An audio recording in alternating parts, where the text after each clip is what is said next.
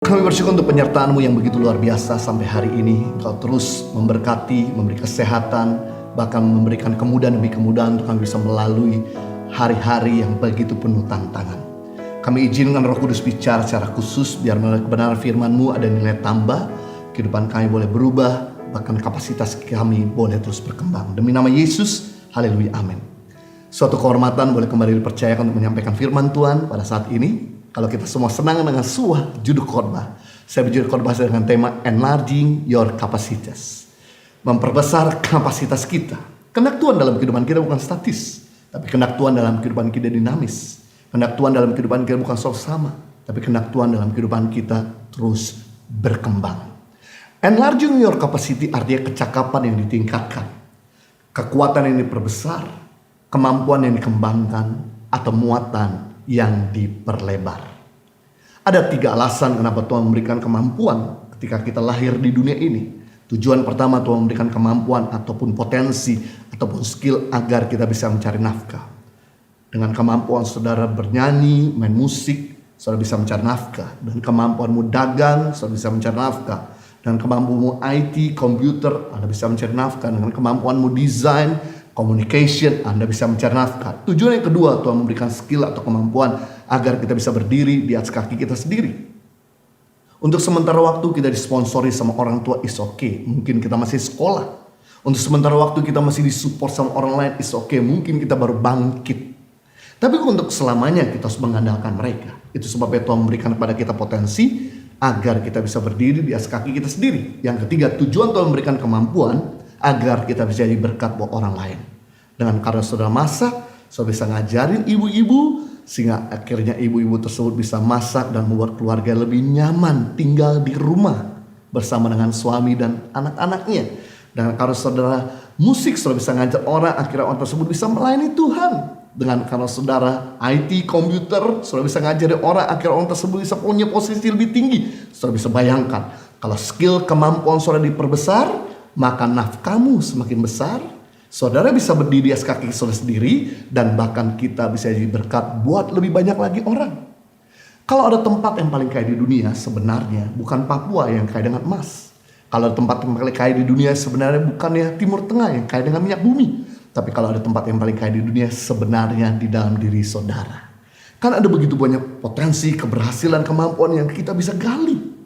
Mumpung kita masih bernafas, ini kesempatan untuk kita mengeluarkan potensi kita, kemampuan kita, skill kita. Sebab begitu kita sudah mati, maka kemampuan kita berakhir, berhenti total. Jadi kalau saya bisa simpulkan, definisi kuburan adalah tempat orang besar yang tidak pernah menjadi besar.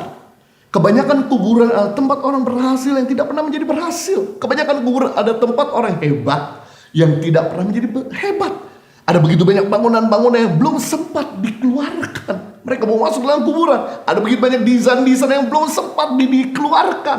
Ada begitu banyak lagu-lagu, khotbah-khotbah. Ada begitu banyak ide-ide bisnis-bisnis yang belum sempat dikeluarkan karena kemalasan mereka. Karena bermain-main dalam dosa, akhirnya mereka masuk dalam kuburan. Itu sebabnya mumpung kita masih hidup, ini kesempatan untuk kita berkarya. Kita akan belajar ada 3 hal. Bagaimana kita mengembangkan kapasitas kita. Kita belajar dari kehidupan Musa. Yang pertama, Musa 40 tahun pertama belajar intelligent quotient.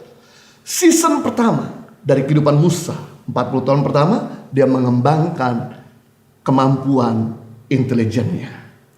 Keluaran pasal 2 ayat 9, maka berkatalah putri Firaun kepada ibu itu, bawalah bayi itu dan susukanlah dia bagiku, maka aku akan memberi upah kepadamu. Kemudian perempuan itu mengambil bayi itu dan menyusuinya. Ketika anak itu telah besar, dibawanyalah kepada putri Firaun, yang mengangkatnya menjadi anak dan menamai dia Musa. Sebab katanya, karena aku telah menarik dari air. Ketika bangsa Israel ada di Mesir, mereka mulai berkembang biak jumlah penduduknya. Kemudian muncullah seorang Raja Firaun yang tidak pernah mengenal jasa-jasa Yusuf bagi negeri dan bangsanya. Sehingga ketika lihat bangsa Israel berkembang di tanah Mesir, mulai insecure. Raja Firaun mulai memperbudak bangsa Israel dengan kerja paksa, kerja rodi tanpa dibayar. Supaya tujuannya mereka tidak berkembang biak. Karena orang biasa kalau udah capek kerja, susah untuk berkembang biak. Namun karena tangan Tuhan memberkati bangsa Israel, membuat akhirnya bangsa Israel berkembang begitu pesat. Jumlahnya lebih banyak daripada jumlah penduduk Mesir. Inilah yang membuat Firaun akhirnya geram dan marah dan membunuh bayi-bayi laki-laki orang-orang Israel dan membiarkan bayi perempuan tetap hidup. Ada keluarga Lewi, pasangan suami istri yang baru saja punya anak. 3 bulan dia tidak bisa lagi sembunyikan. Akhirnya harus dibuang di sungai Nil. Dan ketika putri Firaun sedang mandi di sungai Nil, dia menemukan bayi tersebut, diangkatnya sebagai anak dan dinamai Musa, karena aku telah menariknya dari air. Dididiklah Musa di sekolah Mesir yang terbaik, dikuliahkannya Musa, sehingga akhirnya Musa menjadi seorang pangeran.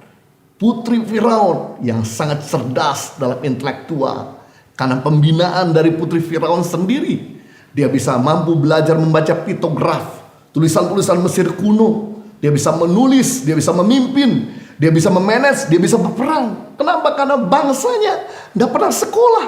Itu sebabnya Musa bisa menulis 5 kitab dari Perjanjian Lama, karena dia sekolah terbaik di Mesir. Jadi kita bisa melihat di sini intelligent quotient, ada kemampuan untuk belajar terus hal-hal baru.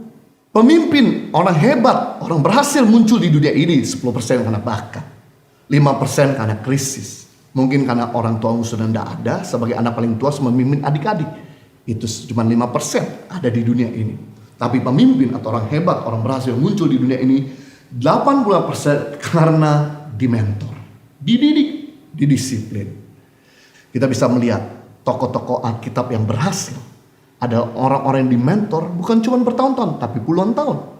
Tidak ada Yosua yang bisa berhasil membawa bangsa Israel masuk dalam perjanjian kalau dia tidak pernah dimentor oleh Musa selama 40 tahun. Tidak ada Musa bisa berhasil mengeluarkan orang Israel dari tanah perbudakan kalau dia tidak pernah dimentor oleh mertua yang bernama Yitro. Tidak ada Elisa bisa bikin mujizat 14 kali kalau dia tidak pernah dimentor oleh Elia. Dan tidak ada Elia bisa berhasil bikin mujizat 7 kali kalau dia tidak pernah dimentor oleh nabi-nabi di gua-gua. Bahkan semua orang-orang berhasil di planet ini, mereka muncul karena mentor. Tidak ada Michael Jordan tanpa Phil Jackson. Tidak ada Cristiano Ronaldo tanpa Sir Alex Ferguson. Padahal kita tahu disuruh bertanding bola antara pemain bola sama pelatih bola, man to man, pasti menang pemain bola daripada pelatih bola. Namun kenapa pemain bola tetap harus bayar pelatih? Pemain basket harus tetap bayar pelatih. Yang notabene udah dibayar kerjanya nyuruh-nyuruh. Karena ternyata pelatih dibayar untuk melihat blind spot dalam diri pemain. Pelatih dibayar untuk melihat kekurangan yang pemain tidak bisa lihat. Sehingga ketika didisiplin, dilatih selama 95% waktunya di stadium pribadi, dia bisa mengurangkan try and error. Begitu muncul 5% di stadium orang lain, dia main dengan sangat elegan. Segala sesuatu yang kita diamkan memang kualitasnya akan menurun dan cenderung rusak. Sekalipun kita hebat main musik, kalau kita nggak pernah berlatih, maka kemampuan musik kita mulai menurun. Sekalipun kita hebat bernyanyi, kalau kita nggak pernah berlatih, maka kemampuan nyanyi kita mulai menurun. Sekalipun kita jago matematika, kalau kita nggak pernah berlatih, maka kemampuan hitung-hitungan kita mulai menurun. Tapi segala sesuatu yang kita kerjakan secara tekun, kita latih secara tekun, kualitasnya akan berkembang dan berlipat kali ganda. Untuk jadi orang berhasil tidak dibutuhkan orang yang cerdas. Untuk jadi orang yang berhasil dibutuhkan orang yang tekun untuk belajar hal-hal baru. Wolfgang Amadeus Mozart, seorang jenius dari Austria, pada usia 6 tahun sudah tur keliling benua Eropa untuk bermain biola dan piano di depan para bangsawan. Rahasia Mozart, ternyata dia telah menghabiskan waktunya sebelum tur keliling Eropa 3.500 jam untuk berlatih dan dilatih, sehingga akhirnya dia bisa berhasil sebelum usia 6 tahun. Kalau anak kecil bernama Mozart ini bisa berhasil dengan latihan 3.500 jam waktunya sebelum usia 6 tahun, saya percaya tidak ada kata tua untuk belajar. Ketika kita mau belajar, sekalipun kita sudah di usia tua, ketika kita mau belajar, sekalipun kita merasa bahwa seperti kita udah gagal total, maka chance untuk berhasil sangat besar terjadi dalam hidupmu. Musa yang adalah budak bisa berhasil karena dididik secara langsung oleh putri Firaun. Yang kedua, bagaimana untuk mengembangkan kapasitas kita belajar kehidupan Musa? Musa 40 tahun kedua belajar emotion quotient. Belajar untuk mengembangkan yaitu kecerdasan secara emosi. Untuk bisa mengendalikan diri. Di season kedua, Musa belajar sekolah karakter. Keluaran pasal 2 ayat 11, pada waktu itu ketika Musa telah dewasa, ia keluar mendapatkan saudara-saudaranya untuk melihat kerja paksa mereka. Lalu dilihatnya seorang Mesir memukul seorang Ibrani, seorang dari saudara-saudaranya itu. Lalu ia menoleh ke sana ke sini, dan ketika dilihatnya tidak ada seorang, dibunuhnya lah orang Mesir itu dan disembunyikan mayatnya dalam pasir. Ternyata memang Musa ini orang yang jenius, orang yang pintar, orang yang punya posisi, tapi dia ternyata adalah orang yang arogan, pintar secara intelektual, tapi secara karakter sangat buruk. Dia ada seorang yang berangasan, seorang yang self-appointed, ingin mengangkat dirinya pemimpin atas bangsanya yang belum disuruh sama Tuhan, belum ditunjuk sama Tuhan. Akibat dia menjadi pangeran yang gagal. Akhirnya Musa harus lari karena dikejar oleh Firaun, pergi ke padang gurun di daerah Midian. Di sana Musa harus mengembalakan kambing domba Yitro. Dan Keluaran 3 ayat 1, selama 40 tahun Musa belajar sekolah kehidupan di season yang kedua. Mengembalakan kambing domba, mengasihi kambing domba, memanage kambing domba, melindungi kambing domba, bahkan sabar dengan kambing domba yang sama sekali tidak memberikan keuntungan baginya. Ternyata Tuhan melihat Musa memang hebat intelektual, tapi parah dalam karakter. Itu sebabnya sebelum dia jadi pemimpin hebat, dia perlu dibentuk secara karakter. Emotion quotient adalah kemampuan mengendalikan emosi. Karena persoalan terbesar yang terjadi dalam kehidupan kita disebabkan tidak ada pengendalian diri. Hubungan atas dengan bawahan bisa renggang karena sikap yang kasar. Hubungan adik dengan kakak tidak ngomong puluhan tahun disebabkan karena emosi yang tidak terkontrol. Itu sebab belajarlah untuk kita rela diperlakukan tidak adil. Karena memang kalau kita mau melihat karakter kita terbentuk, kita harus bisa siap diperlakukan tidak adil. Yesus yang super benar, yang tidak pernah ada salah, tetap diperlakukan tidak adil. Karena di mana-mana pasti kita akan temukan orang yang tidak adil. Hanya cuma Tuhan yang bisa memberikan keadilan. Itu sebabnya relalah untuk kita diperlakukan tidak adil dengan belajar mengendalikan emosi kita. Karena karisma mengantar kita ke puncak, tapi karakter mempertahankan kita ada di puncak. Karisma membuat kita cepat naik, tapi karakter yang mempertahankan kok ada di atas. Buat apa kita cepat naik, tapi gak punya karakter jadi cepat turun?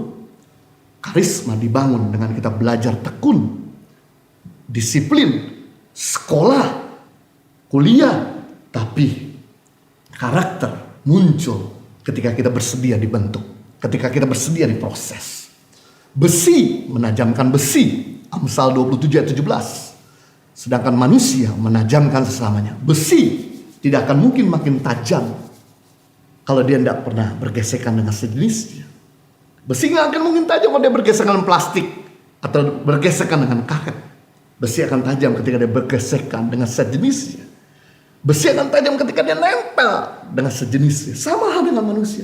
Manusia tidak akan pernah tajam kalau dia nggak bergesekan dengan sejenisnya. Dia tidak akan pernah produktif, dia tidak akan pernah terbentuk karakternya, dia tidak akan pernah jadi lemah lembut kalau dia tidak pernah gesekan dengan orang yang terdekat. Belajar untuk kita bisa menerima proses-proses yang Tuhan izinkan lewat orang-orang terdekat dengan kita, seperti pasangan kita, keluarga kita, pemimpin kita, bawahan kita, teman baik kita, karena mereka diizinkan untuk membuat kita lebih baik. Jeruk ditekan, maka lahirlah jus jeruk. Kelapa ditekan, akan muncul minyak kelapa. Ketahuilah bahwa harga minyak kelapa lebih mahal daripada harga kelapa. Harga jus jeruk lebih mahal daripada harga jeruk. Kenapa lebih mahal? Karena perlu bayar orang yang memprosesnya, perlu bayar orang yang tekan. Nah, Anda mesti bersyukur kalau Tuhan izinkan mengirim orang-orang yang menekan kita secara gratis untuk menaikkan nilai hidup kita. Kasih, kesabaran, kelemah lembutan, kebaikan, kesetiaan, penguasaan diri. Tuhan sengaja kirimkan orang-orang ini untuk membuat kita seperti dia. Reaksimu terhadap tekanan akan menentukan kemenangan. Kalau Anda mudah bereaksi ketika ditekan, bagaimana Anda bisa menang? Bagaimana Anda bisa punya karakter Tuhan? Sebentar-sebentar ngomel, sebentar-sebentar berontak, sebentar-sebentar marah-marah, sebentar-sebentar pindah kerjaan, sebentar-sebentar kabur dari rumah. Bagaimana Tuhan bisa membentuk karaktermu? Anything that angry you is teaching you forgiveness and compassion. Kalau ada orang-orang yang selalu bikin marah kita, sebetulnya Tuhan mengajar kita untuk bisa mengampuni mereka, memberikan belas kasihan kepada mereka. Anything that annoying you is teaching you your patience. Kalau ada orang-orang yang selalu mengganggu, abuse kita, bahkan mungkin bully kita, mengajar kita untuk sabar. Anything that has power over you is teaching you how to take your power back. Kalau ada orang-orang yang lebih punya kuasa menekan kita, untuk mengajar kita bisa mundur, untuk kita mengalah. Anyone who abandons you is teaching you to stand up on your 2 feet. Kalau ada orang-orang yang meninggalkan kita, mengajarkan untuk kita bisa berdiri di atas kaki kita sendiri. Istri saya ketika remaja, karena orang tuanya bercerai, harus ditinggalkan kedua orang tuanya, dan dia punya kakak dan adik yang harus diurus makannya. Dia harus kerjakan semuanya itu. Dan ketika dia kuliah pun, dia self support dengan kerja sendiri. Inilah yang menyebabkan dia bisa berhasil sejak muda. Perhatikanlah orang-orang yang berhasil sejak muda adalah orang-orang yang memang ditinggalkan sama orang tuanya. Jadi kita masih bersyukur kalau pacar kita meninggalkan. Berarti tandanya Tuhan mau buat hidupmu lebih baik. Tuhan mau sediakan yang terbaik bagimu. Kalau orang tuamu meninggalkan, memang sakit, memang pedih, memang perih. Tapi ketahuilah ada maksud baik Tuhan untuk membuat kita dewasa. Anything you can't control is teaching you how to let go. Kalau ada hal-hal yang kita gak bisa kontrol, mengajarkan untuk kita merelakan, melepaskan. Kesuksesan orang dalam bidang bisnis 15% karena pengetahuan bisnis. Tapi 80% karena memiliki karakter yang baik dan pribadi yang ramah, kemampuan untuk bangun hubungan dengan orang lain. Data ini bukan mengajarkan kita untuk tidak sekolah, tapi data ini mengajarkan untuk kita sekolah, tapi juga membangun karakter. Karena pendidikan membuat kita berhasil dalam dunia bisnis cuma 15%. 80% karena kemampuan membangun hubungan dan karakter. Karena orang berhenti jadi pelanggan, bukan karena produk yang buruk, bukan karena lokasi yang jauh, tapi orang berhenti jadi pelanggan karena diperlakukan kasar oleh ownernya, oleh pelayan-pelayan pemilik restoran tersebut. Makanya yang kita perlu lakukan adalah jangan cuma IQ yang kita kembangkan, mari kita kembangkan juga karakter. Dan karakter bisa terbangun ketika kita mau diproses, ketika kita gak mudah bereaksi, ketika kita ditekan. Yang ketiga, yang kita perlu kembangkan kapasitas kita. Musa 40 tahun ketiga belajar spiritual quotient. Di season yang ketiga, Musa harus mengembangkan kecerdasan secara spiritual. Keluaran 3 ayat 1, adapun Musa, ia biasa mengembangkan kambing domba Yitro, mertuanya, imam di Midian.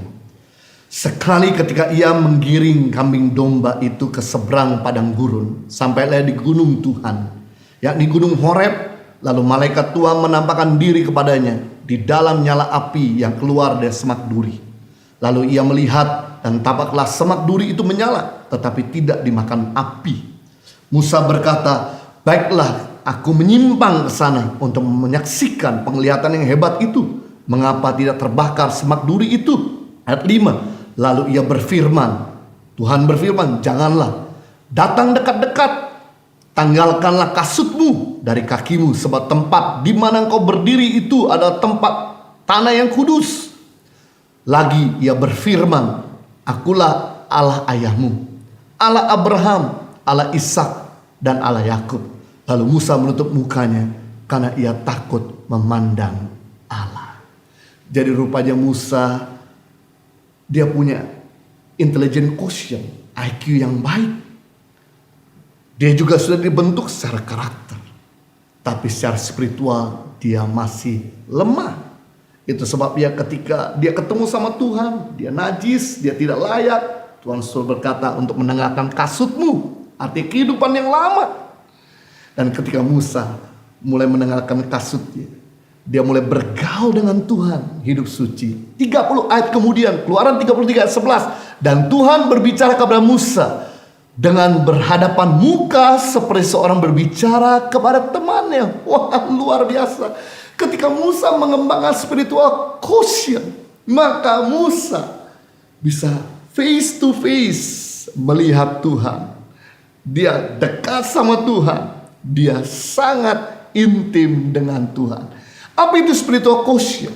Kemampuan menjaga kedekatan dengan Tuhan. Yang menarik, IQ itu mengembangkan otak kiri. EQ, emotional intelligence, mengembangkan otak kanan. Tapi SQ, spiritual intelligence, itu mengembangkan seluruh otak kita. Makanya perhatikan semua orang-orang dekat sama Tuhan, seperti Daniel, seperti Salomo, seperti Yusuf. Orang-orang yang punya hikmat melebihi orang-orang di generasinya. Penting di sini untuk kita membangun kedekatan sama Tuhan. Karena orang yang dekat sama Tuhan, Tuhan berikan ide, Tuhan berikan hikmat, Tuhan memberikan kreativitas. Makanya kenapa Adam begitu kreatif waktu di Taman Eden? Karena Taman Eden artinya the moment of spot, di mana kehadiran Tuhan menyentuh bumi, di mana Adam ketemu sama Tuhan secara face to face, seperti Musa ketemu sama Tuhan face to face. Itulah sebabnya Adam bisa memberi nama segala binatang berbeda dan tanpa salah. Dia bisa mengelola Taman Eden begitu rapi. Padahal Taman Eden yang sudah dibuat sama Tuhan begitu baik, sempurna. Tapi Tuhan berkata pada Adam, buat lebih baik lagi. Dan Adam melakukan itu. Kenapa? Karena dekat sama Tuhan. Orang yang dekat sama Tuhan, dia punya kelebihan. Dia punya karisma. Dia punya karakter. Yang menarik di sini dalam Lukas pasal 10 ayat 25 sampai 37. Yesus mengajarkan kepada murid-murid dan kepada kita untuk kita harus belajar jadi orang Samaria yang baik hati, yang menolong kalau ada orang susah, berbuat baik kepada orang yang dalam keadaan menderita, membantu buat mereka yang sedang membutuhkan pertolongan.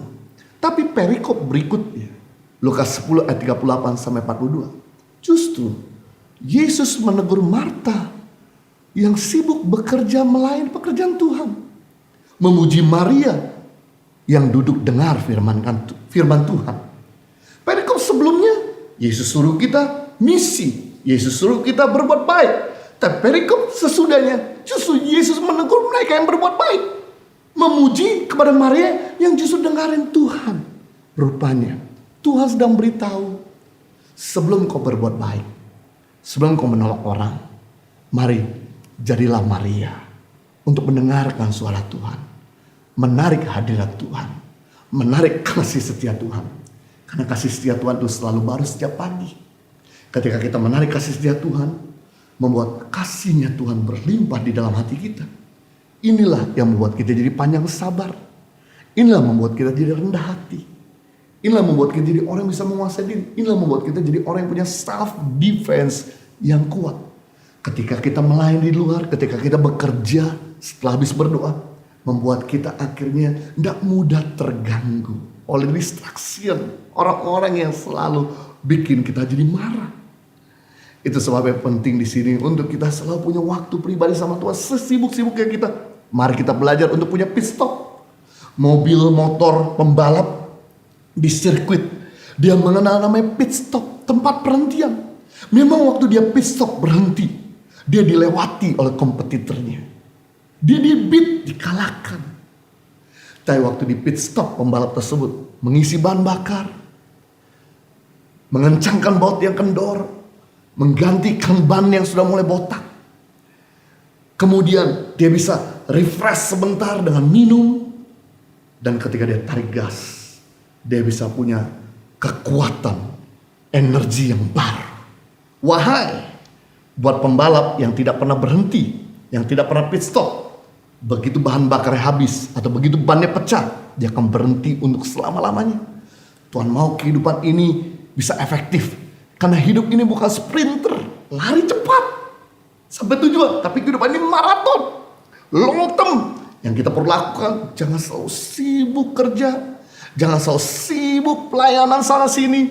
Tapi sibuklah untuk menantikan hadirat Tuhan. Menerima zaman Tuhan. Ngalami Tuhan secara pribadi. Sehingga ketika kita melayani itu bekerja, kita jadi orang yang gak mudah kecewa.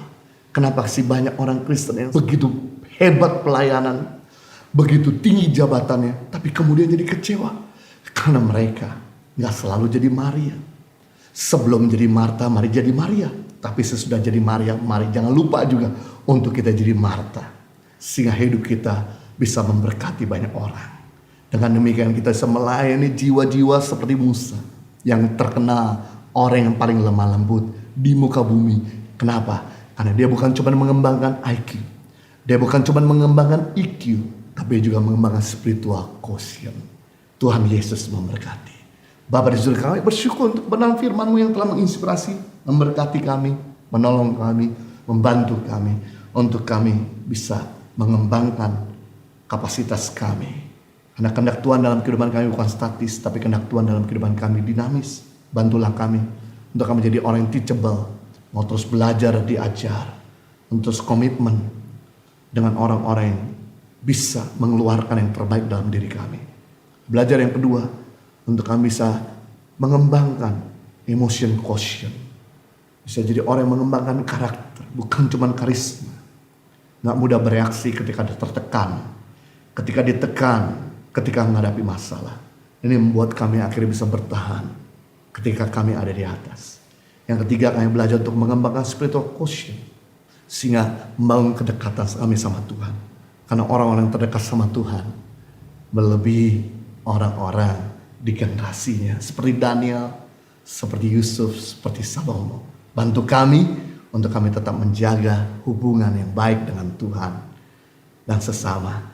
Nama Tuhan dimuliakan, sehingga Tuhan membuat apapun yang kami kerjakan di hari-hari ke depan akan semakin efektif.